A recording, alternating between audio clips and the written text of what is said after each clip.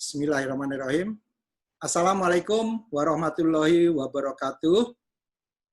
Waalaikumsalam. Ya, alhamdulillah kita dipertemukan oleh Allah Subhanahu wa taala di acara rutin kita setiap pekan. Jadi insya Allah acara ini sudah berjalan yang 4 kali, ini yang kelima, insya Allah nanti ke-6 pekan depan, pokoknya kita buat konsisten setiap pekan. Tujuannya adalah untuk mengambil hikmah dari buku-buku yang kita pernah baca atau kita akan bahas gitu. Jadi ini temanya memang tema buku, walaupun juga yang lebih penting adalah bagaimana kita mengimplementasikan.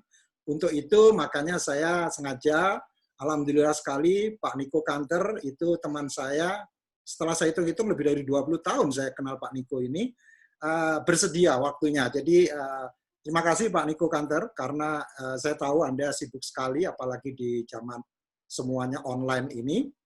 Jadi nanti beliau akan mencoba menanggapi ya. Jadi nanti yang membahas saya, tapi sekali lagi dengan keterbatasan saya nanti ditimpali dengan Pak Niko dalam hal pengalaman-pengalaman, karena yang penting adalah bagaimana kita menyikapi dari apa yang kita pelajari. Nah, di depan saya ini sebuah buku yang akan kita bahas. Ini edisi yang ketiga dan sekarang sebetulnya sudah sampai edisi 5. Saya nggak beli, tapi saya punya PDF filenya, saya sudah bandingkan, tapi prinsipnya sama. Jadi saya putuskan tetap saya mengambil ini, walaupun nanti ada sedikit update dari yang sifatnya dari edisi 5. Nah, buku ini, yang karangan The Leadership Challenge, karangan Kouzes and Posner ini, rupanya sudah menjadi buku terlaris. Karena ini memang dirilis pertama kali tahun 1987, edisi pertama, kemudian 1995, kemudian 2002. Nah, saya beli yang 2002 ini. Kemudian sekarang udah sampai, kalau nggak salah 2012 terakhir itu edisi 5. Ya, tapi ada saya PDF filenya. Nah, ini karena sudah cukup banyak yang bergabung, saya coba share screen karena begini, saya takutnya kalau saya nggak share screen, saya nanti serba lupa, jadi ada kelewatan gitu. Jadi mendingan saya share screen aja supaya kita bisa sama-sama lihat apa yang sebetulnya kita sedang pelajari di sini. Jadi ini tadi sedikit ulasan mengenai bagaimana buku ini. Nah, secara ringkas sebetulnya ada tiga pembelajaran. Kalau saya bilang ya, pertama adalah dasar-dasar kepemimpinan itu apa aja, diulas sangat bagus oleh dua pengarang ini. Dan bisa jadi kayaknya 30 halaman pertama itu mengenai foundation to leadership lah gitu ya. Kemudian yang kedua, percuma kita kalau memiliki foundation tapi kalau nggak kita praktekkan. Nah, dia tunjukkan praktek-prakteknya ini ada 5 practices of exemplary leadership. Nah, ini juga menarik, nanti kita bahas. Saya perlu banget nanti wawasan dari Pak Niko karena sebagai praktisi, karena sudah 8 tahun memimpin Vale, kemudian kalau nggak salah 10 tahun memimpin BP ya, jadi pengalamannya beliau pasti banyak sekali. Dan yang tidak kalah penting, setelah melakukan praktek-praktek itu, maka kelihatanlah karakteristik seorang leaders itu seperti apa. Nah, itu juga dibahas oleh pengarang ini. Nah, kita mulai aja, take away yang pertama, foundation to leadership. Ini semua kita sudah bisa tebak. Pertama pasti credibility.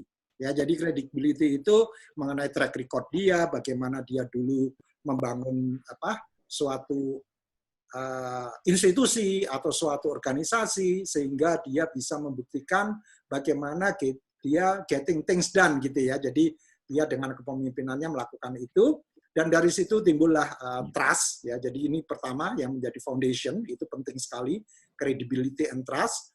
Kemudian yang kedua adalah karena dia punya credibility, dia pasti juga punya confidence level yang bagus. Ya, jadi hal kedua yang diulas di sini adalah confidence. Seorang pemimpin kalau dia nggak memiliki dari cara penampilannya, dari karismanya nggak menunjukkan bahwa dia memiliki confidence, susah untuk kita bisa menjadi followers-nya gitu. Kira-kira seperti itu. Nah, kemudian yang ketiga, nah ini menarik ya. Do what you say you will do. Jadi benar-benar melakukan apa yang Anda janjikan, akan katakan, akan Anda kerjakan. Jadi yang dikatakan itu benar-benar dia lakukan. Jadi benar-benar walk the talk gitu ya. Ini do what you say, what you will do. Nah ini juga sepertinya sama, tapi sebetulnya nggak sama. You have done what you said you have done. Jadi andai kata Anda sudah mengatakan sesuatu, ya memang Anda telah melakukan itu gitu. Jadi tidak sebetulnya belum melakukan, tapi Anda sudah mengatakan bahwa Anda sudah melakukan gitu. Jadi ya jadi nggak anes gitu ya. Nanti ada kejujuran di saat kita membahas take away yang ketiga. Tapi intinya 4 hal ini merupakan foundation to leadership. Nah, kalau sudah memiliki dasar-dasar itu, bagaimana dong prakteknya? Nah, si 2 penulis ini ternyata dari pengamatannya dia dari beberapa negara, jadi dia pengamatannya di edisi pertama itu cuma 12 negara, kemudian berkembang menjadi, kalau nggak salah, 18, dan akhirnya 20, dan seterusnya. Saya lupa yang kelima berapa negara. Akhirnya dia menyimpulkan bahwa ada 5 praktek-praktek ini yang merupakan contoh sebagai orang yang disebut exemplary leader. Pertama adalah model the way. Kedua, inspire a shared vision. Ketiga, challenge the process. Keempat, enabling others to act. Dan kelima, encourage the heart. Nah, ini 5 hal. Kemudian, karena ini penting, saya bikin slide per praktisnya. Nah, bagusnya di buku ini, setiap praktis itu ada 2 komitmen. Ya, jadi misalnya model the way. Itu pertama adalah komitmen pertama seorang yang disebut exemplary leader dalam hal model the way adalah dia sendiri harus bisa memberikan contoh. Berdasarkan apa? Berdasarkan dia punya values.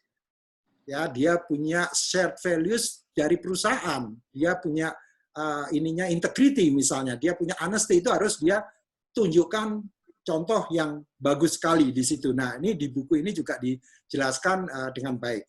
Komitmen yang kedua dari model the way adalah achieve small wins. Jadi small wins itu juga harus dicapai. Jadi jangan hanya mimpi-mimpi besar tapi tidak ada capaian-capaian kecil. Jadi misalnya kalau kita ingin menguasai suatu pasar tertentu gitu ya, mungkin mau ekspor gitu.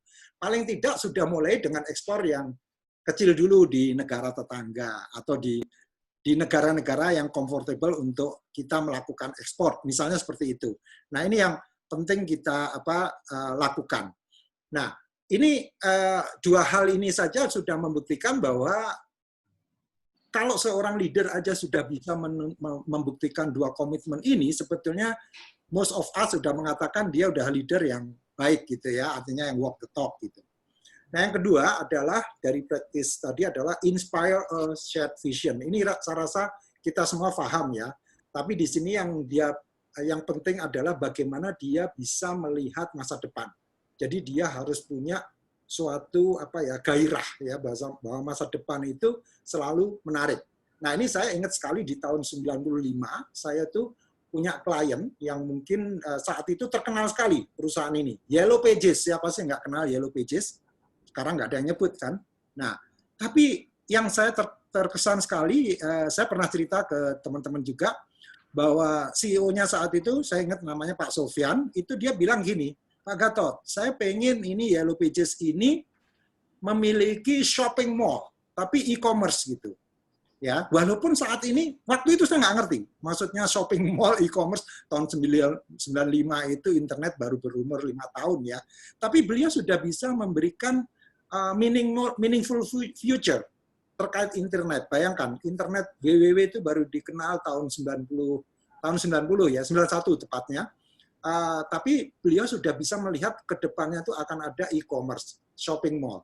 Nah, kita sekarang kenal kan, Shopee, Bukalapak, kemudian macam-macam lah, Tokopedia dan sebagainya. Nah, artinya apa? Sebetulnya dia sudah memiliki vision, cuman mungkin nggak ditindaklanjuti. Kita nggak lihat ada Yellow Pages bikin, atau sekarang Infomedia ya, bikin e-commerce gitu ya, mungkin karena itu BUMN juga ya, mungkin ganti direksi, ganti lagi visionnya mungkin ya.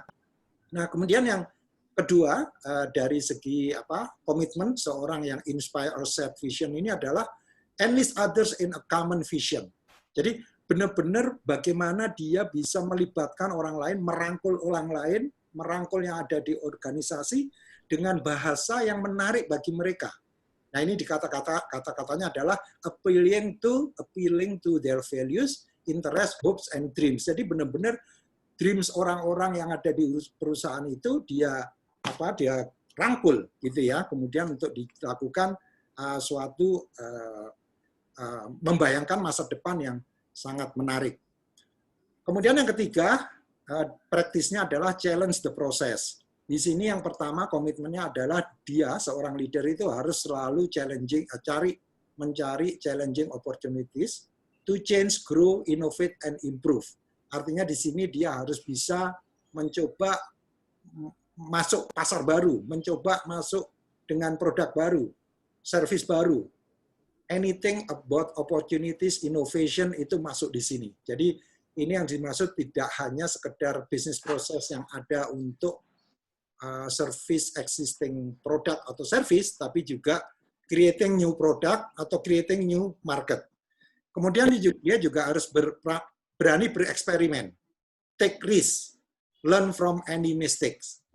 Jadi di sini juga diulas contoh-contohnya bahwa mistakes ini part of life. Justru bagaimana seorang leader kalau ada orang yang membuat kesalahan itu jangan dimarahin. Yang penting adalah bagaimana lessons learned dari kesalahan itu, gitu. Jadi ini pelajaran yang menarik sekali. Mungkin teman-teman ingat sekali bagaimana 3M ditemukan, post-it dulu, karena memang awalnya juga dari suatu kesalahan yang akhirnya menjadi suatu produk yang nilainya waktu itu 3 billion US dollar. Ya, jadi salah satu produk yang menjadi andalan dari 3M waktu itu. Jadi post-it itu juga merupakan kesalahan sebetulnya, tapi it turns out to be a great product. Kemudian yang keempat, enabling others to act. Jadi memberi kesempatan kepada orang lain, kepada timnya untuk bertindak. Bukan berarti dia merintah ya, tapi justru bagaimana dia bisa foster collaboration by promoting cooperative goals and building trust. Jadi tadi kita bicara mengenai trust itu dibangun dengan bagaimana dia bisa foster collaboration di dalam organisasi itu. Jadi seorang leader diperlukan di sini benar-benar humble. Jadi dia tidak main tunjuk, lu yang mengerjakan, lu yang jalanin gitu, tapi yuk bagaimana kita bisa mengerjakan ini sampai timnya itu bisa secara sukarela menawarkan diri untuk melakukan kolaborasi demi tercapainya visi yang sudah ditetapkan. Kemudian yang kedua, komitmennya adalah strengthen people's ability by delegating power, developing their competence, and offering visible support.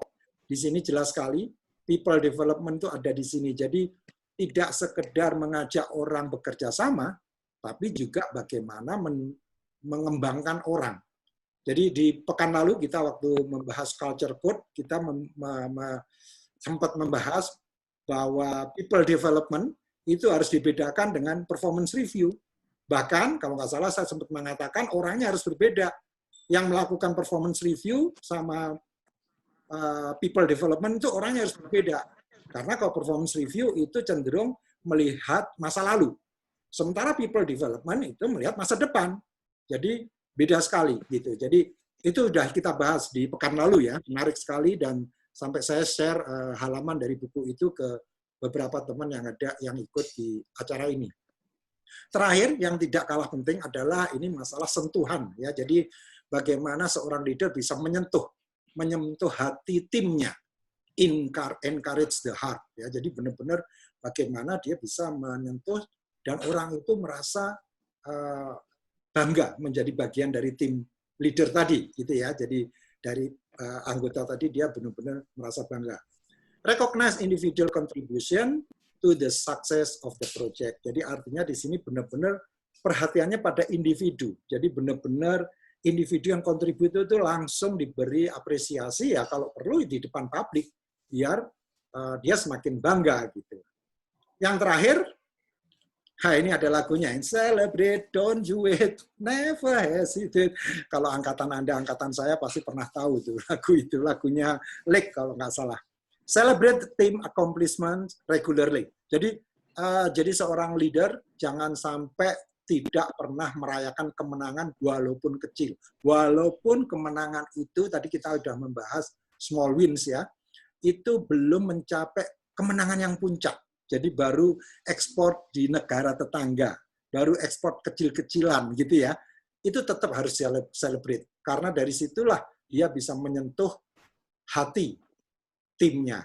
Jadi ini menurut saya penting sekali. Jadi 5 hal inilah yang merupakan praktek-praktek leadership dari exemplary leader. Kemudian di masing-masing 5 itu ada 2 komitmen. Jadi semuanya disingkat di situ. Kemudian yang terakhir, take away yang ketiga adalah characteristic of leaders. Jadi setelah melakukan praktek tadi, kelihatanlah karakter leader itu apa saja, dan menarik sekali.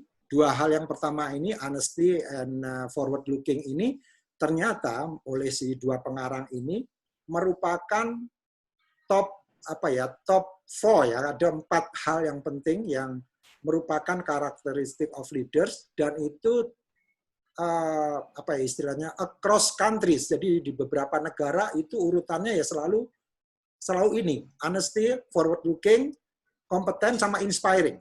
Jadi 4 hal ini sebetulnya yang ada tabelnya, tabel 1.2 itu mengenai begitu pentingnya honesty. Jadi hampir semua negara, bukan hampir, semua negara kecuali Jepang, honesty itu di Jepang hanya nomor 2, tapi yang lainnya Amerika, Kanada, Meksiko, semuanya itu honesty itu nomor 1. Kenapa Jepang kok tidak ada honesty-nya nomor 2? Karena kalau kita lihat memang kebanyakan orang Jepang honest ya, kebanyakan ya, yang saya tahu kebanyakan mereka jujur gitu. Sehingga bagi mereka kejujuran nggak perlu lagi dipermasalahkan, sehingga bukan nomor 1 lagi gitu, nomor 2, cukup nomor 2. Yang nomor 1 justru forward looking kalau orang Jepang. Kemudian kompeten, inspiring tadi sudah saya sebut. Kemudian pioneers, jadi pioneers ini terkait dengan tadi challenge the process. Kemudian dream big, jadi dia seorang leader harus punya impian yang besar, yang tadi saya cerita Pak Sofyannya Yellow Pages. Caring about people, ini semua merupakan hal-hal yang merupakan karakteristik dari leaders, dan tidak kalah penting adalah exploring the unknown, artinya dia harus berani mencoba mengeksplorasi hal-hal yang belum pernah dia lakukan. Saya lupa di buku ini ada contohnya, tapi daripada saya mengatakan sesuatu yang salah, tapi ada contoh yang menarik sekali mengenai exploring the unknown ini. Dan yang terakhir adalah creating a vision. Kalau ini nggak perlu kita bahas karena memang kita semua sudah paham bahwa seorang leader harus bisa meng-create vision supaya organisasinya bisa bergerak bersama. Nah, saya tutup dengan quote dari salah satu penulis di sini, James Cowles, pemimpin terbaik adalah pembelajar terbaik. Kepemimpinan bisa dipelajari. Ini adalah praktek dan perilaku yang dapat diamati. Ya, jadi ini menarik sekali kenapa saya pilih ini, karena memang ternyata alhamdulillah kepemimpinan itu bisa dipelajari. Karena memang ada sih beberapa pemimpin yang mengatakan bahwa kepemimpinan itu udah bawaan lahir gitu. Tapi menurut 2 pengarang ini sudah tidak zamannya kita berpikir seperti itu. Jadi memang kepemimpinan itu kita pelajari. Makanya saya semangat sekali membahas ini, dan saya ingin mendengar dari teman-teman dan juga Pak Niko terutama untuk memberikan tanggapan mengenai ini. Kemudian bagaimana kita bisa bersama-sama nanti berdiskusi. Ya, jadi itu kira-kira dari saya mengenai buku itu tadi, sambil saya meng-approve teman-teman di sini. Jadi gini teman-teman, ini hanyalah buku ya. Jadi buku memang dibuat dari research yang bertahun-tahun, tapi yang ingin kita ambil adalah bagaimana kita mengambil hikmah dari buku ini supaya kita menjadi pribadi yang efektif. Karena di akhir buku ini dia bilang bahwa leadership is everyone's business. Jadi bukan urusannya perusahaan, tapi urusan kita semua. Karena kita kalau punya leader yang nggak kompeten, nggak kredibel, juga kita yang bermasalah, kita jadi nggak nyaman hidupnya gitu. Nah, untuk itu, untuk memancing diskusi, saya mencoba ingin bertanya kalau boleh ke Pak Niko, karena ini tamu kita, Pak Niko ini, karena dia pengalamannya udah banyak sekali ya, di Vale 8 tahun, kalau nggak salah memimpin BP 10 tahun, jadi dari total 28 tahun di BP kalau nggak salah. Jadi saya sudah kenal lama sekali, dan saya tahu beliau ini humble, jadi kalau istilahnya dari juru bersih sampai pimpinan perusahaan dia bisa kenal semua gitu, by name lagi gitu ya, jadi bisa bercanda dengan siapapun. Nah, pertanyaan saya sih sebetulnya mudah dan ini sangat relevan dengan Pak Niko mengenai credibility tadi, Pak Niko. Jadi credibility tadi bagaimana kita mengejawantahkan dalam keseharian kita, terutama dalam kaitan bahwa kita ini sebagai seorang leader. Maksudnya gini, mungkin Anda berpikir, oh, saya nggak punya anak buah kok, saya bukan leader. At least you lead yourself, gitu kan. Nah, sekarang saya pengen insight atau wawasan dari Pak Niko mengenai credibility. Karena credibility berkali-kali disebutin di buku ini, gitu. Jadi menurut saya perlu Pak Niko memberikan sedikit tanggapan gitu. Silakan, termasuk kalau ada sanggahan Pak Niko. Oke, pertama terima kasih Mas Gatot. Assalamualaikum warahmatullahi wabarakatuh. Selamat pagi. Terima kasih kepada Mas Gatot yang sudah memberikan introduksi yang sedikit berlebih-lebihan sih sebenarnya. Kenalnya baru 20 tahun, padahal udah lebih dari 20 tahun, udah mau hampir 30, dia bilangnya 20 tahun, tapi nggak apa-apa lah, karena usia saya maafkan juga dianya. Lalu tadi ada, ini saya mau bahas mungkin yang terakhir tadi ya, Mas Gatot bilang sebenarnya the quote yang terakhir itu bagus banget, mengenai bahwa leadership itu bisa dipelajari. We actually can learn. Walaupun ada debat orang-orang bilang bahwa yang tadi Mas Gatot bilang, there are people that they are born as a leader. Gitu. Ice mungkin, Bu Ice kan ada di sini juga. Ingat dulu pernah satu kali kita bikin sesi di BP waktu itu, leadership, so sebagian teman-teman pada bilang, oh kalau Niko sih a born leader katanya. So he was born as a leader. Saya bilang, no, I was born crying. Saya waktu lahir nangis, bukan leader, udah pasti itu. Jadi banyak juga yang saya pelajari, saya petik dari orang, dari buku, mungkin juga dari orang-orang yang kita admire. Itu yang mungkin saya mau kasih komentar dulu untuk sebagai pembukaan. Tapi pertanyaan tadi Mas Gatot berkaitan dengan actually credibility. Ini sebenarnya penting sekali memang. Credibility is actually one of the key daripada seorang leader. Karena buat saya leader itu kalau tidak mempunyai credibility, then you are not a leader. Nggak mungkin dia akan menjadi leader. Karena leader itu kan akan banyak orang yang melihat bagaimana dia tuh menunjukkan gitu, walk the talk. Makanya yang tadi dibahas oleh salah satu, saya sebenarnya adalah penggemarnya James Guzzi dan Posner. Walaupun saya nggak baca bukunya sampai detail, tapi I actually love the foundations yang dia sampaikan itu kan dia bilang bahwa foundation itu adalah credibility and trust. Nah, buat saya seorang leader yang paling krusial itu adalah personal integrity. What is personal integrity? Sebenarnya disampaikan juga sama si Uze di situ bahwa kita harus bisa, we have to say. Apa? Foto apa yang dikirim? Oh, nggak tahu apa. Foto mobil? Halo? Itu ada yang, sorry ya tadi ada suara-suara, saya nggak tahu suara di mana. Tapi yang disampaikan di dalam oleh si James itu juga dia bilang bahwa buat saya itu personal integrity crucial. Do what you say you will do. Itu tadi kan ada tuh. Jadi kalau kita menyampaikan sesuatu, kita akan lakukan itu. Nah, you also have to actually berani untuk menyampaikan, even berita-beritanya itu mungkin tidak begitu enak atau mungkin tidak belum tentu mengena. Tapi when you say it dengan genuine, dengan truthful, itu orang akan melihat, and that is actually credibility. Yang ketiga itu juga tadi sampaikan juga di situ kan, you have to actually deliver your promise. Jadi kalau kita udah menyampaikan bahwa kita akan mendeliver sesuatu, then we better actually deliver it. Makanya yang paling penting buat kita, do not over promising. we better actually say something that yang kita bisa deliver. And conveying the truth, no matter how hard it is, kalau kita sampaikan itu dengan tulus, dengan humble, dan dengan penuh sincerity, keikhlasan, orang akan lihat. Makanya buat saya, that is actually the big foundation. It comes to the credibility. Karena kalau tidak ada credibility, how are you going to actually, people are going to look up to you. Nah ini semua ya, kalau saya boleh sampai saya sambung sedikit dengan apa yang di contoh-contoh yang sebenarnya disampaikan oleh James Gusey dalam bukunya.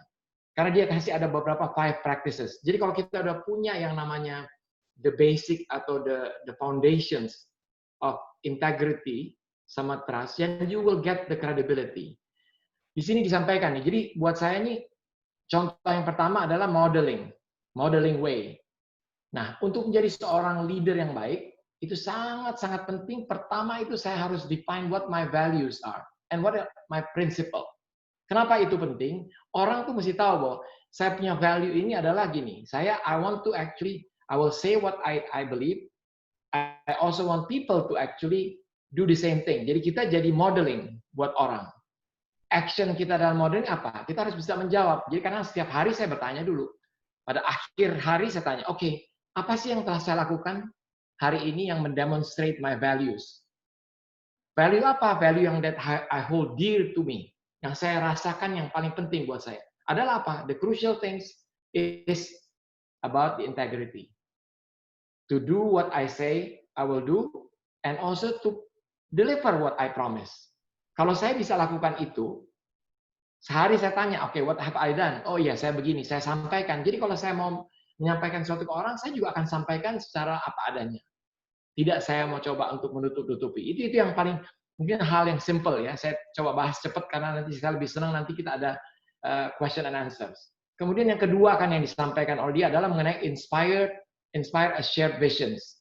Jadi kita betul-betul tadi disampaikan Mas Gatot, kita harus bisa mengkomunikasikan kepada orang-orang yang involved. Karena kan banyak orang nih yang bekerja di beragam tempat. Ada yang dari finance, ada yang dari general service, ada yang dari bagian external affairs. Tapi mereka kita mesti bisa sampaikan bagaimana mereka actually bisa menyumbangkan, berpartisipasi di dalam visi atau yang outcome yang kita akan capai. Nah ini dia yang paling penting. Jadi kita harus bisa membayangkan, oh ini 5-10 tahun ke depan nih, dari sekarang apa sih yang kita mau kalau kita tiba-tiba akan attend satu seremoni. Gimana kita mau memberikan satu apresiasi kepada dapat apresiasi dari publik tentang organizations of the year. And what do you want people to say? Nah, ini kita harus bisa menginspire orang supaya orang itu kan lihat bahwa ini memang company dan kita akan mengarah ke sana. Dan setiap orang kan beragam, ada dari finance, HR, tapi semua orang akan punya stake di dalam mencapai tujuan yang kita mau capai. Nah, itu juga yang kedua tadi ya. Yang ketiga tuh kan tadi disampaikan oleh Mas Gatot adalah challenging the process. Jadi kita juga harus bisa membuat bahwa setiap orang bisa, they can make a difference. Kalau dia berani untuk step out, untuk mencari setiap kesempatan bagaimana membuat satu inisiatif atau merubah atau improve. Jadi kita harus berani untuk men-challenge. Jadi seminggu at least once a week kita mesti bertanya kepada diri kita sendiri, apa sih yang telah kita lakukan minggu lalu untuk mengimprove apa yang sudah ada, challenge the status quo. Jadi seorang leader tuh harus berani menginfluence dan juga dia men-challenge the proses yang sudah ada. Jangan merasa bahwa ini udah bagus kok, ya udah begini aja deh. Selalu harus try to find something that is continuous to improve. Nah, yang keempat tadi ya secara gamblang saya bisa sampaikan, enabling others to act. Ini kan it is all about tadi udah disampaikan oleh Mas Gatot, bagaimana kita berkolaborasi, bagaimana kita mengencourage tim yang sudah punya spirit dan aktif kita sama-sama, di mana kalau kita sudah mendapatkan trust, itu kan akan lebih mudah kita menjalankan ini. Kita mengenable orang. Gitu. Jadi di dalam setiap interaksi kita dengan orang, kita bertanya ke diri kita sendiri, apa sih yang saya harus buat di dalam momen seperti ini untuk membuat orang berasa mereka tuh punya power. Mereka mempunyai kompeten dan mereka bisa untuk melakukan dan mereka bisa menjadi yang lebih baik. Saya sedikit ada koreksi tadi Mas Gatot bilang, memang kan untuk developing people itu akan berbeda dengan kalau kita bicara mengenai performance. Tapi seorang leader itu memang harus melakukan dua-duanya. Karena performance management atau bagaimana melakukan performance memang melihat sesuatu yang ada di belakang, apa-apa yang telah mereka capai di belakang. Tapi pada saat yang bersamaan, kalau kita bicara mengenai developing orang, itu adalah melihat bagaimana dia mencapai maximum potential untuk menjadi seorang yang lebih baik lagi. Nah, we have also to put together that process. Jadi memang ada bagian yang kita melihat bagaimana mereka perform in the past, tapi untuk potential mereka ke depan kita juga harus prepare. Nah, yang terakhir tadi yang 5 di dalam buku itu juga sampaikan encourage the heart. Ini sebenarnya kita harus bisa juga catch people when they are doing the right thing by actually giving them a compliment, kita praise them, kita bisa buat satu statement bagaimana kita mau orang itu jadi lebih baik lagi. Jadi selalu kita jangan lupa to say thank you kepada orang. And it is much better that we say it too often than we actually lupa untuk menyampaikan. Nah, di bagian akhir kan akhirnya dia bicara mengenai karakter. Kembali karakter itu. Kenapa honesty itu ada di nomor 1 kata Mas Gatot? Kecuali di Jepang kita nomor 2. Tapi honesty itu kan adalah something that you will earn. Kalau orang udah melihat kita selalu consistently modeling our value kita apa? Value kita adalah integrity. By being who we are, delivering what we say, walk the talk, itu akan menciptakan credibility dan trust. Itu yang akan orang melihat kita adalah, oh, we are very honest. Karena kita nggak akan menyembunyikan. We will say something that what we believe and something that we actually do. So kalau kita lihat dari semua itu kan memang honesty itu yang paling mungkin jadi kayak yang utama lah. Jadi di dalam ulasan daripada apa yang si Mas Gatot bilang tadi. Jadi mungkin itu secara I touch small comment, tapi ya now I'm actually wanted to hear from the people, the team. Kalau ada pertanyaan, ini yang kita bahas. Karena saya juga mau belajar dari teman-teman yang lain. Itu aja Mas Gatot. Iya, luar biasa nih Pak Niko. Ini terima kasih dan kayaknya nih yang ada di sini setuju kalau Pak Niko nih bikin buku. Ya Pak, The Leadership Challenge live gitu, based on my experience gitu. Karena komprehensif sekali tadi saya membahas gitu, Pak Niko 1 sampai 5 hafal loh, luar biasa. Bukan hafalnya kan itu kan di-touch juga oleh Mas Gatot gitu loh, jangan hafal-hafal gitu, mati aja gua kalau suruh tulis buku saya bisa mati di rumah gitu. Yang nulis saya, Pak Niko yang mendikte, udah gitu. Jadi ini kayaknya ini akan valuable sekali karena ini kalau buku kita wariskan sampai generasi ke berapa loh. Jadi aku rasa ini pengalaman Pak Niko ini bisa untuk kita pakai ke sana. Ini karena ini audiensnya juga ada yang pernah ngikutin pekan lalu. Jadi pekan lalu mengenai thank you ini juga dibahas. Jadi di buku Culture Code itu salah satunya adalah overdo thank yous. Jadi bukan hanya thank you selalu diucapkan, tapi overdo. Jadi kalau perlu terus-menerus terima kasih gitu. Oke, saya nggak mau memotong banyak pembicaraan saya. Saya pengen teman-teman kalau ada tanggapan atau pertanyaan silakan kita diskusi kok. Ini bukan sesuatu untuk saling saling sharing, tapi bagaimana kita bisa mendiskusikan. Ya silakan. Iya ya. Boleh saya bertanya Pak Gatot? Ya, silakan Ibu. Ya, Pak Niko, kapan kita bisa mengklaim bahwa company kita itu sukses?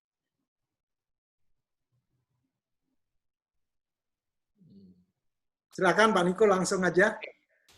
Itu aja Mas. Ya, gini, itu kan kita di dalam melihat satu performance kan biasanya ada. Kalau teorinya bilang ada scorecard. Ini Mas Gatot pasti udah menguasai sekali yang namanya scorecard itu. Tapi kalau buat saya mungkin ya, yang sukses itu adalah something yang kita lihat, Ica ya. Pertama, di dalam company itu kan biasanya banyak ada target atau deliverables yang harus kita capai. Nah, saya tuh nggak puas kalau hanya melihat bahwa satu perspektif company itu sukses adalah melihat dari satu pencapaian daripada key deliverables yang kita janjikan. Tapi saya juga selalu mau melihat the stakeholder. Nah, stakeholder ini yang sangat beragam. Jadi salah satu yang saya sebagai perusahaan ini saya mau adalah kalau dianggap sukses itu adalah bukan hanya dari internal. Yang saya malah akan lebih itu adalah kalau di eksternal view us as successful company. Nah, tolak ukur daripada yang eksternal ini yang kadang-kadang memang nggak mudah. Karena kan dia akan melihat dari satu perspektif, oh tidak cukup nih orang-orang yang pemberdayaan lokalnya nggak cukup. Nah, for us actually to be able to achieve something that is being recognized by the external stakeholders yang memang beragam, that for me is a successful company. I can claim that, okay, I'm being successful.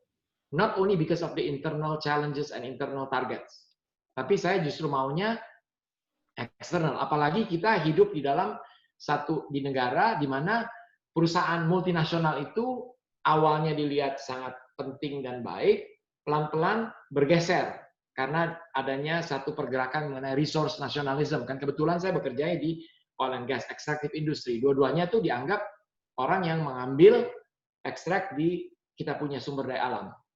Jadi mereka tuh sekarang kan dengan resource nationalism, mereka merasa bahwa nggak perlu nih kita. It has to be owned by national. Nah, yang saya lagi ingin ketika adalah, no, there are some good companies, walaupun itu multinational, but they are actually bring added value and good value to the stakeholders. Itu, Cak, jawabannya, Cak. Oke. Terima kasih, mudah-mudahan puas Bu Ija. Saya lihat tadi kayaknya Pak Rido mau bertanya. Kelihatannya. Saya boleh ini. Oh, Pak Heri. Oke, silakan Pak Heri. Ya, terima kasih Pak Gatot dan Pak Niko. Tadi dari menurut saya keadaan ideal ya dari 5 itu. Tapi pada pelaksanaannya kan kita juga bisa melihat bahwa perusahaan itu berbeda jenis-jenisnya, ada yang jasa, ada produksi dan sebagainya ya. Kemudian juga ada leader yang pure leader, betul-betul dia seorang CEO yang profesional, ada juga leader yang memang dia juga owner ya begitu. Mungkin apakah itu berbeda ya dalam kaitan yang tadi 5 itu.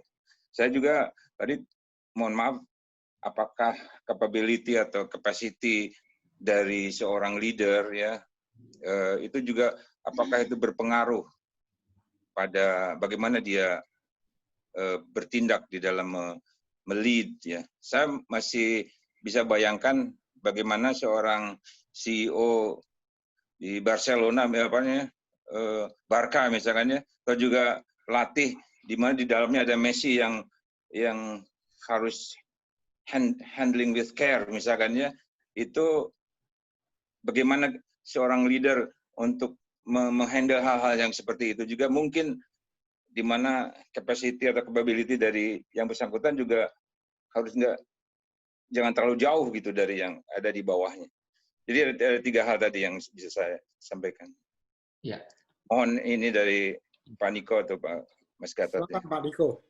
Kalau saya mungkin ya Pak Heri, jadi memang kadang-kadang kita kan melihat oke, dia leader, capacity dan itunya dia pasti mesti bisa berimbang lah ya, jangan kayak dia punya capacity sama itunya terlalu jauh.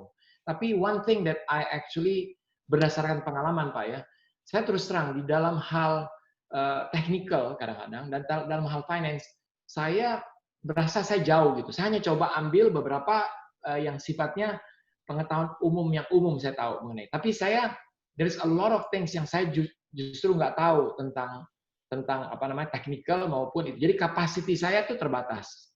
Tapi yang saya harus sampaikan atau saya harus lakukan adalah bagaimana saya bisa menunjukkan bahwa saya tuh peduli sekali kepada semua orang, termasuk juga orang di operations. Kenapa? Karena dia juga akan melihat saya punya kelebihan di dalam bagaimana saya mendevelop dia. Karena saya selalu juga memberikan feedback kepada dia untuk menjadi leader yang lebih baik. Karena banyak orang yang kalau dia seorang leader kan begitu semakin dia naik, mereka punya the technical actually kompetensinya itu semakin less. They actually have to have the people skills dan leadership skills yang mesti diperlebar.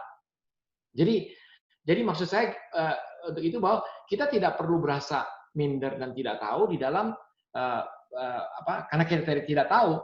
Justru dengan saya being humble, aduh saya ini ada performance meeting dengan my boss yang dari korporasi. Yang untuk ini gimana ya saya? If you really provide your care dengan you empower the people, mereka akan bantu and do their very best untuk membuat saya itu terlihat baik. They prepare the talking point sometimes yang hal-hal yang saya itu kadang nggak berasa ini, karena kalau saya pura-pura tahu gitu, I actually seen and observed beberapa orang yang coba mengisi their capacity sama capability dengan dia coba pura-pura tahu, seolah gue tahu, malah orang nggak datang dengan genuine. Saya malah karena saya siap, aduh saya mau ada gini nih, how should I do this? Oh, they all come and prepare me. Jadi kalau saya lihat juga kayak di Barca kan Bapak bilang, the CEO atau ownernya tidak perlu juga mesti mempunyai skill seperti Messi, yang akan mungkin dong, kapasitinya dia nggak mungkin. Tapi bagaimana dia menunjukkan bahwa Messi is you are the star atau apa, tanpa membuat dia menjadi seorang individual yang tidak mempedulikan the team spirit. Jadi memang harus ada balancing. Tapi my experience paling tidak berdasarkan pengalaman saya itu tidak pernah akhirnya dilihat oleh orang, dia nggak terlalu mengerti mengenai technical. Jadi tidak dikucit, tidak dianggap nggak disepelekan, karena they will come to me for something that I know that they really need me. Jadi itu yang paling penting. Nah itu it's part of being honest. Kan kadang-kadang kita, aduh malu loh kalau saya nggak tahu tentang ini gitu. And then we try to cover it up. Itu malah akan ketangkep Pak. Jadi malah saya pikir makanya when you actually hold your value itu dear to you, artinya saya akan selalu menyampaikan apa yang saya tahu, apa yang saya tidak tahu. Malah saya dilihat bahwa dia mau loh, dia mengakui loh apa yang dia tuh kurang. Gitulah kira-kira Pak Heri yang jawaban saya kalau itu. Thank you Pak Niko, thank you. Makasih Pak Niko. Silakan ada yang lain. Tadi saya nyebut Pak Ridho kelihatannya mau bertanya, tapi ya kalau enggak juga nggak apa-apa. Mas Gatot, Pak Niko saya mau tanya ya. Oh iya, silakan Pak Niko. Ya, Pak Niko, saya ini headhunter. Saya udah pengalaman, udah lama lah, dulu pernah kerja sama Mas Gatot juga dulu. Tetangga juga lagi udah begitu. Jadi ini orang lama nih ceritanya. Saya mau tanya, gini loh, sebagai headhunter itu saya sudah menjalani mungkin paling kurang 3 kali krisis. Tahun 98, tahun 2008, dan krisis sekarang. Dalam 2 krisis sebelumnya, saya tidak pernah ada masalah, karena waktu itu saya masih kerja sama orang ya. Kerja sama orang berarti kan saya harus mengikuti standar bos, ya kan, KPI, sales, performance, dan sebagainya. Nah, dalam krisis ini, dalam 10 tahun terakhir, saya punya perusahaan kecil. Jadi sekarang saya punya tim, ada sekitar 3 orang yang mengerjakan pekerjaan yang sama dengan saya. Gitu. Sejujurnya ini krisis paling berat, dan paling istilahnya paling menghantam kita punya motivasi.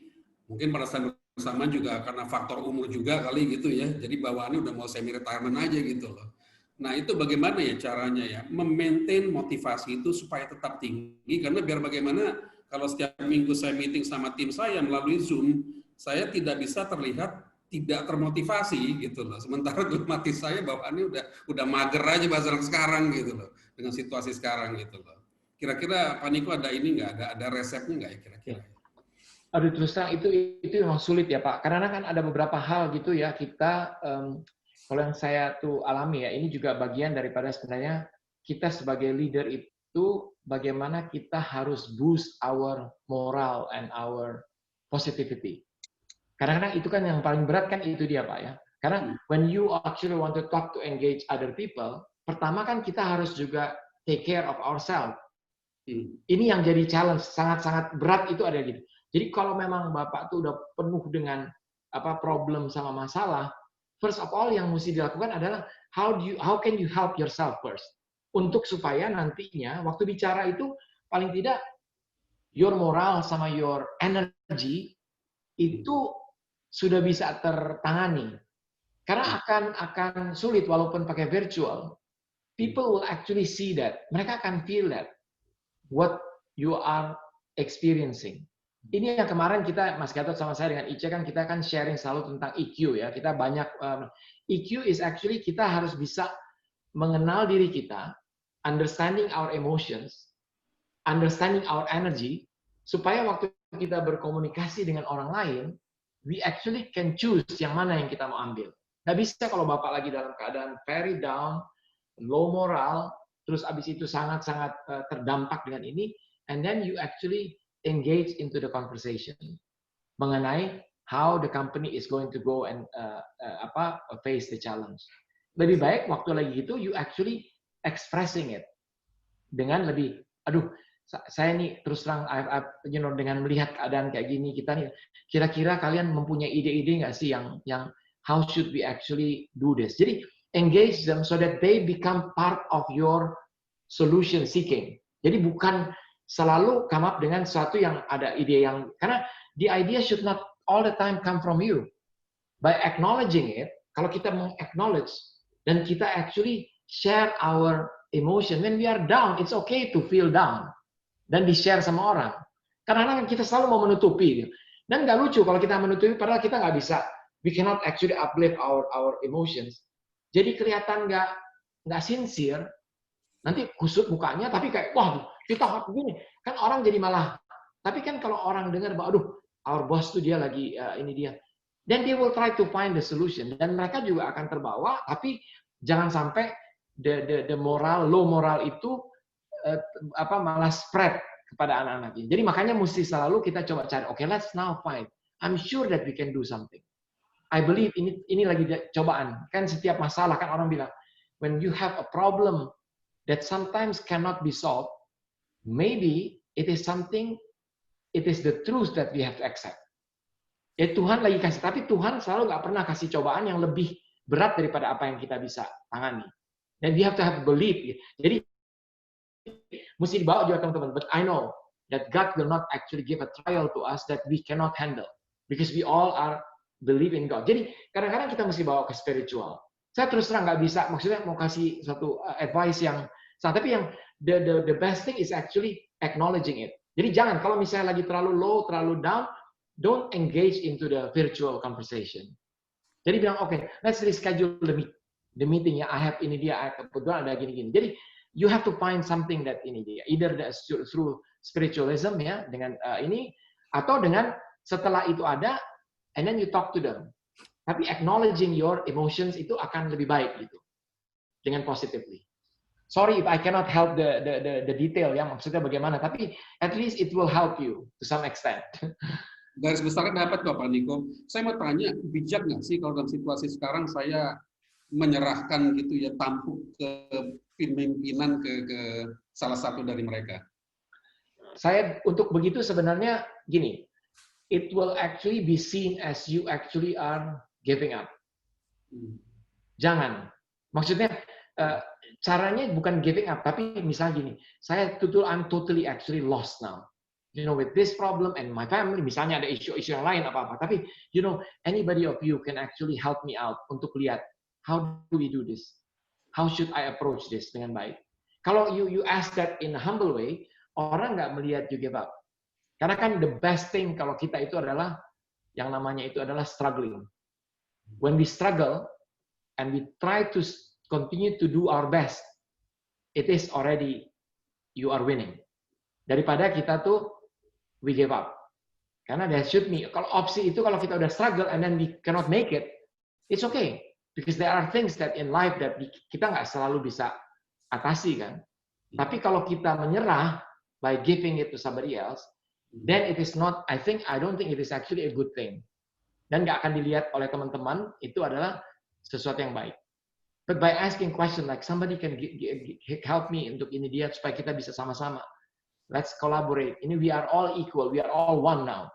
There's no like owner and then the boss here. We are all equal. Tell me whatever it is that you have in mind, and we'll do it together. Gitu. Itu lebih powerful daripada okay, I'm going to hand it over to you. Now I allow you to lead this. Dan mereka lihat, aduh, this leader is actually giving up and want to run away. Nggak terlalu baik lah Pak, kalau saya pikir itu, Pak Niko. Baik. Ya. Okay. Terima kasih Pak Niko. Sama-sama. Inspirasi, terima kasih. Bagus banget nih, saya banyak belajar nih dari jawaban Pak Niko nih, karena memang kita semua kan nggak akan ada yang bisa memprediksi ya kapan kita berakhir dengan pandemi ini. Jadi memang semua bisnis terdampak, ya termasuk mungkin ininya headhunting juga seperti itu. Oke, yang lainnya mungkin dari teman-teman ada yang mau ditanyakan? Kita masih ada waktu berapa nih ya? 8 menit lagi ya. Silakan. Pak Rido, tadi kayaknya Pak Rido mau bertanya atau yang lain? Pak, masih menyimak, Pak. Oh, oke. Saya Pak Gatot, Assalamualaikum. Boleh nanya Pak Gatot? Ya, Mas Huda. Suhu kita semuanya Pak Gatot dan pembelajar dari Pak Niko Kanter luar biasa. Ketemu lagi setelah sekian lama Pak Niko.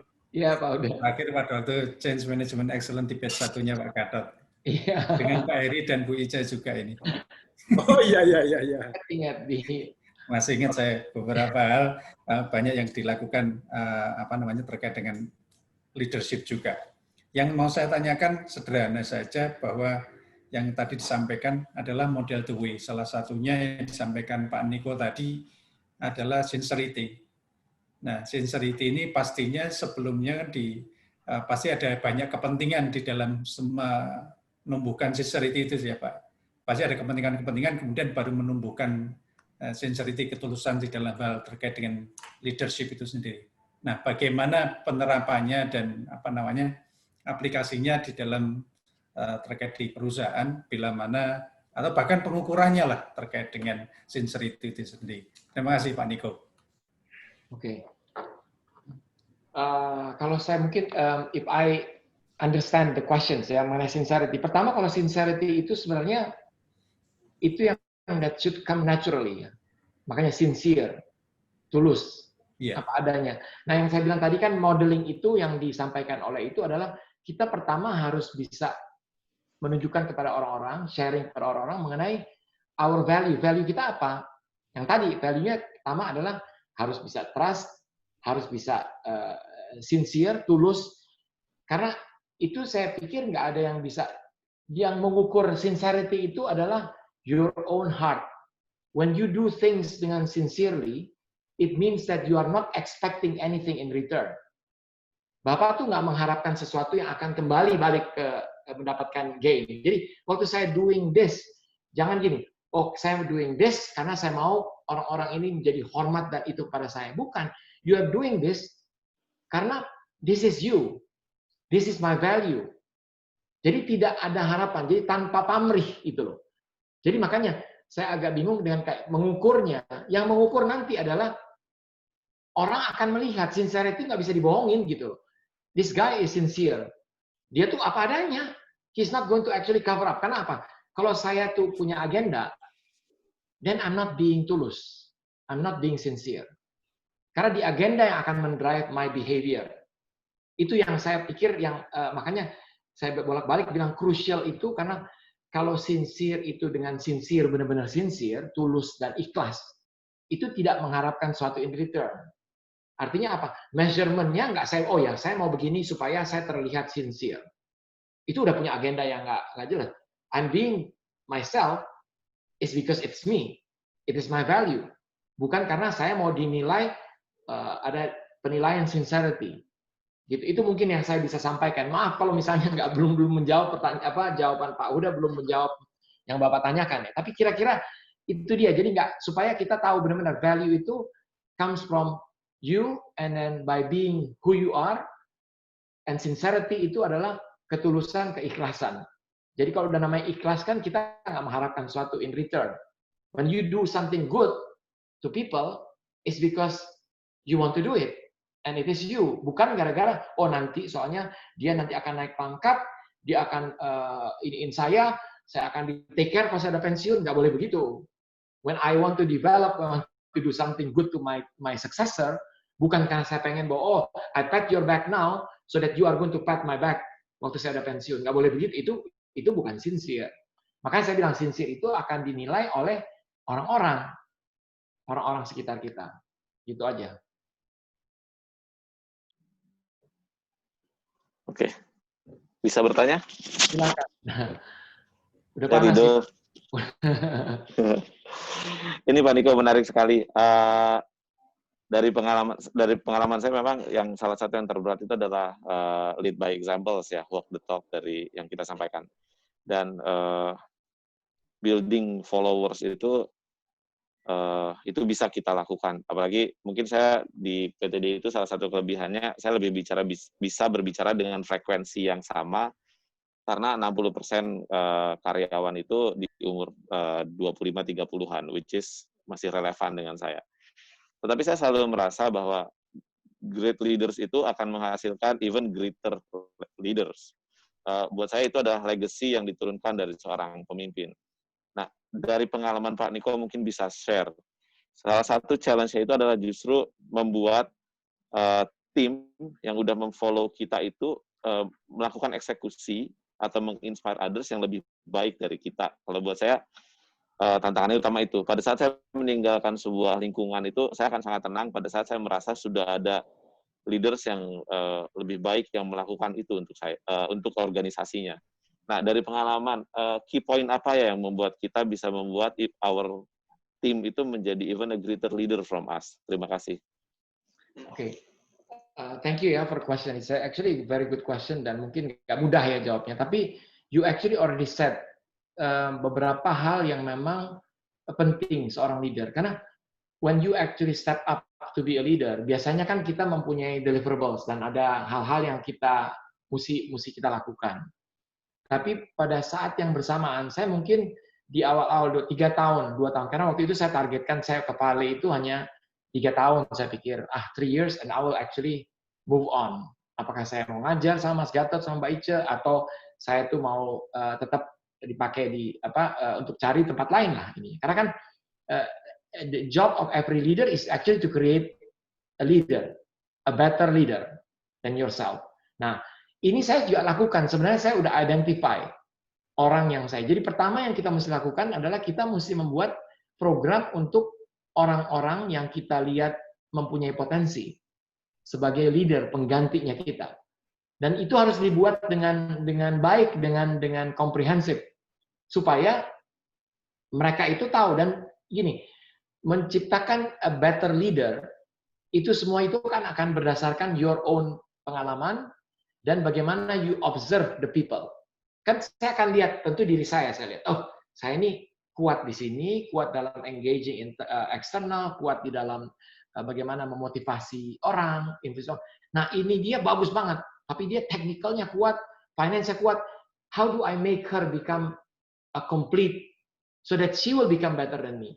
Sampai sekarang ini udah she will actually step up dan dia akan jadi CEO next year. Ini udah nggak bisa lagi kan, terakhir saya udah nggak bisa mundur lagi deh. Dan I know that she will be a better leader. Karena apa?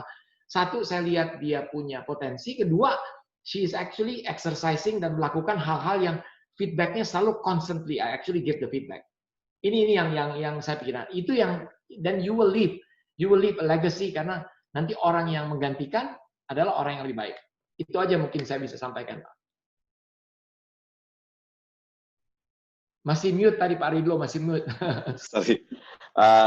Building the program yang utama ya Pak Niko ya? Iya, ada program untuk the next year. Jadi high potentials program yang biasanya mesti dibuat oleh HR, tapi you have to be the sponsor of it supaya jelas ya. Oke. Terima kasih Pak Niko. Terima kasih Pak Gatot. Ya, terima kasih Pak Ridho, terima kasih Pak Niko. Ini sebetulnya hanya masalah waktu aja, kita harus akhiri karena ini juga masalah credibility. Karena saya berjanji bahwa acara ini tidak lebih dari 60 menit. Karena dalam hal ini kita ingin mencoba benar-benar konsisten. Yang penting setiap pekan kita selalu ada acara seperti ini dengan tema yang tentu berganti-ganti. Jadi kalau saya rangkum dari acara hari ini, pertama adalah kita bicara mengenai integrity sama authenticity atau sincerity ya. Tadi Pak Niko banyak sekali membahas mengenai ini. Jadi saya juga mencatat di sini suatu hal yang maksudnya positif point dari Pak Niko ini otentik. Jadi beliau kalau nggak tahu sesuatu langsung ngomong, saya nggak tahu teknis, saya nggak tahu finance gitu. Jadi being authentic itu ternyata it's not something yang membuat kita jadi leader yang tidak baik gitu. Jadi buktinya salah satunya Pak Niko itu sendiri. Kemudian yang kedua adalah terkait tadi bagaimana kita bisa ini pertanyaannya Pak Henrico tadi, memotivasi tim kita. Jadi jawaban Pak Niko tadi bagus sekali saya catat adalah first you have to motivate yourself. Jadi pertama harus kita dulu yang merasa termotivasi, jangan sampai tim merasa bahwa kita sendiri nggak termotivasi gitu. Jadi ini pelajaran yang menurut saya penting sekali. Kemudian yang juga saya catat di sini adalah yang ketiga adalah mengenai sebetulnya tadi terkait dengan pertanyaan Bu Ijam mengenai sukses, yang mana sudah dijawab dengan Pak Niko, tapi saya tambahkan di sini dengan pertanyaannya Pak Rido, karena menurut saya bagus sekali bahwa at the end kita tuh bisa dibilang sukses, baik secara organisasi maupun diri kita sendiri, when we can create a better leader. Maksudnya better ini adalah ya lebih baik dari kita. Tadi kata-katanya Pak Rido gitu. Jadi ini menurut saya 3 hal yang saya rangkum dari diskusi kita. Jadi terima kasih atas partisipasi Anda semua selama 1 jam ini di acara bedah buku bisnis yang kelima ini. Yang kita bahas adalah The Leadership Challenge, dan insya Allah nanti kita akan bahas lagi. Kalau perlu buku ini kita bahas lagi, nanti akan kita bahas lagi spesifik, misalkan model The Way, atau mengenai yang ketiga, challenge the process. Ya, karena memang leadership nggak akan ada habisnya, atau kita bahas buku lain tentang leadership juga, bisa jadi seperti itu. Silakan nanti usulkan lewat WA supaya kita bisa segera putuskan. Demikian, saya tutup acara ini, dan sekali lagi terima kasih. Saya mohon maaf kalau ada kesalahan dari saya, baik kata-kata, ucapan, maupun contoh-contoh yang kurang tepat. Dan juga terima kasih kepada Pak Niko Kanter yang sudah meluangkan waktu untuk bisa bersama-sama kita. Wassalamualaikum warahmatullahi wabarakatuh. Waalaikumsalam. Waalaikumsalam warahmatullahi wabarakatuh. Thank you. Terima kasih banyak ya. Terima kasih banyak Pak Gatot, Pak Niko. Sampai jumpa. Terima kasih Pak Gatot, Pak Niko. Ya, mari Bu Eni. Pak Eri, makasih Pak Eri. Yuk semuanya. Terima kasih Pak Niko. Ya, thank you. Ya, makasih Pak Niko. Terima kasih Pak Gatot. Oh iya, ya sama-sama Mas Kadar. Saya mohon maaf nih lagi aktivitas ini Pak. Oh iya, ya nggak apa-apa. Video. Yang penting Iya, sehat lagi ya di- Pak Kadar ya. Siap, siap. Alhamdulillah. Baik. Oke, Terima kasih Pak Gatot, Pak Niko. Ya, Ibu Terima kasih. Ella, Sharingnya. terima kasih sudah bergabung. Gatot, kita stay dulu ya sama itu? Enggak. Sama Kenapa? Ica. Kita mau stay sama Ica sebentaran.